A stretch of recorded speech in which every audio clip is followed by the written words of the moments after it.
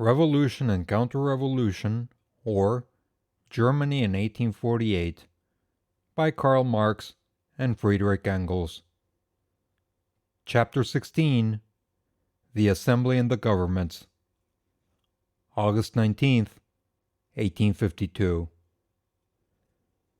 The National Assembly of Frankfurt, after having elected the King of Prussia Emperor of Germany, minus Austria, sent a deputation to Berlin to offer him the crown, and then adjourned. On the 3rd of April, Frederick William received the deputies. He told them that, although he accepted the right of precedence over all the other princes of Germany, which this vote of the people's representatives had given him, yet he could not accept the imperial crown as long as he was not sure that the remaining princes acknowledged his supremacy and the Imperial Constitution conferring those rights upon him. It would be, he added, for the governments of Germany to see whether this constitution was such as could be ratified by them. At all events, emperor or not, he would always be found ready, he concluded, to draw the sword against either the external or the internal foe.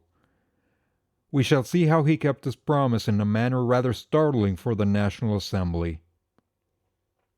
The Frankfurt wiseacres, after profound diplomatic inquiry, at last came to the conclusion that this answer amounted to a refusal of the crown.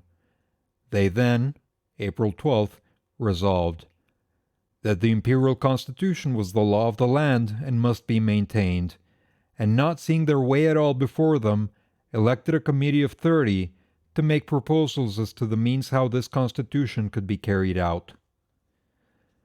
This resolution was the signal for the conflict between the Frankfurt Assembly and the German governments which now broke out.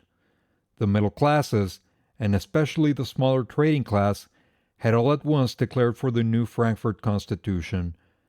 They could not wait any longer the moment which was to close the revolution. In Austria and Prussia the revolution had, for the moment, been closed by the interference of the armed power. The classes in question would have preferred a less forcible mode of performing that operation, but they had not had a choice. The thing was done, and they had to make the best of it, a resolution which they at once took and carried out most heroically. In the smaller states, where things had been going on comparatively smoothly, the middle classes had long since been thrown back into that showy but resultless, because powerless, parliamentary agitation which was most congenial to themselves. The different states of Germany, as regarded each of them separately, appeared thus to have attained that new and definite form which was supposed to enable them to enter henceforth the path of peaceful constitutional development. There only remained one open question, that of the new political organization of the German Confederacy. And this question, the only one which still appeared fraught with danger, it was considered a necessity to resolve at once. Hence the pressure exerted upon the Frankfurt Assembly by the middle classes in order to induce it to get the constitution ready as soon as possible. Hence the resolution among the higher and lower bourgeoisie to accept and support this constitution, whatever it might be, in order to create a settled state of things without delay.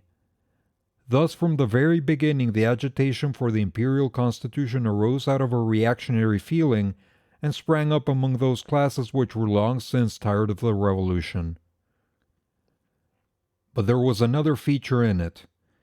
The first and fundamental principles of the future German Constitution had been voted during the first months of spring and summer, 1848, a time when popular agitation was still rife. The resolutions then passed, though completely reactionary then, now, after the arbitrary acts of the Austrian and Prussian governments, appeared exceedingly liberal and even democratic. The standard of comparison had changed.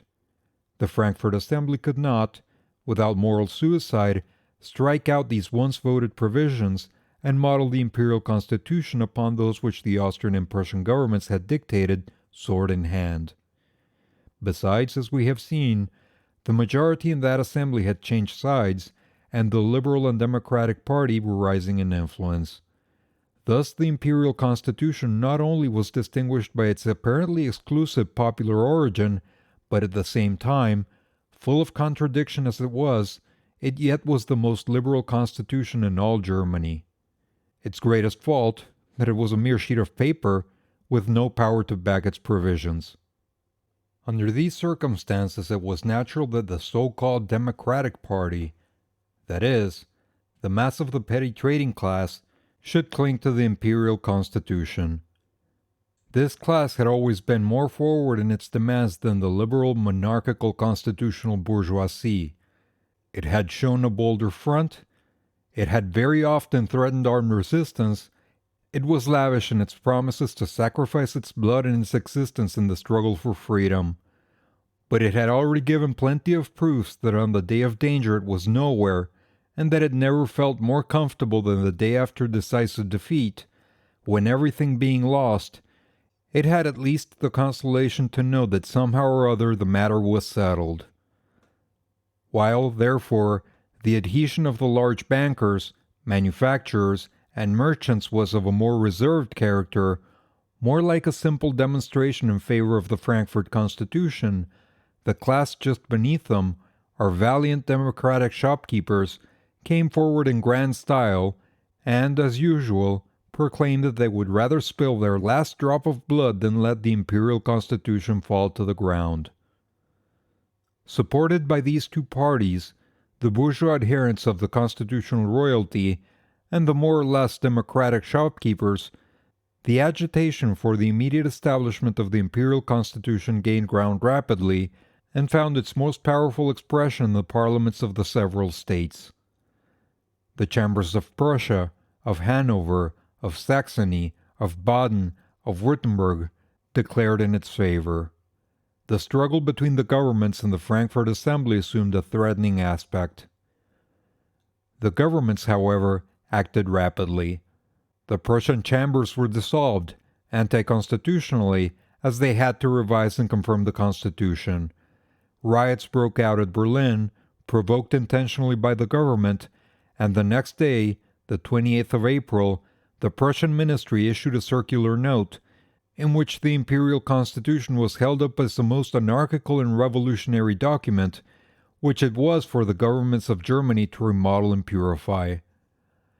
Thus Prussia denied, point blank, that sovereign constituent power which the wise men at Frankfurt had always boasted of, but never established. Thus a Congress of Princes, a renewal of the old federal diet, was called upon to sit in judgment on that constitution which had already been promulgated as law. And at the same time Prussia concentrated troops at Kreuznach, 3 days' march from Frankfurt, and called upon the smaller states to follow its example by also dissolving their chambers as soon as they should give their adhesion to the Frankfurt Assembly. This example was speedily followed by Hanover and Saxony. It was evident that a decision of the struggle by force of arms could not be avoided. The hostility of the governments, the agitation among the people, were daily showing themselves in stronger colors. The military were everywhere worked upon by the democratic citizens, and in the south of Germany with great success. Large mass meetings were everywhere held, passing resolutions to support the Imperial Constitution and the National Assembly, if need should be, with force of arms.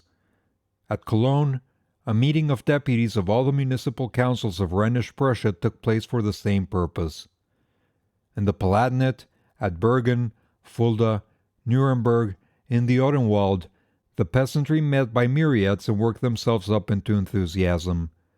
At the same time, the Constituent Assembly of France dissolved, and the new elections were prepared amid violent agitation, while on the eastern frontier of Germany, the Hungarians had within a month, by a succession of brilliant victories, rolled back the tide of Austrian invasion from the Theiss to the Leitha, and were every day expected to take Vienna by storm.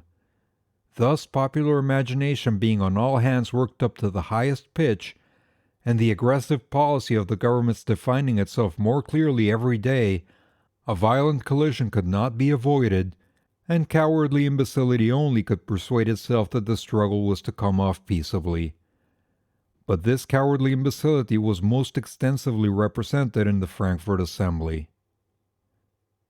London, July, 1852.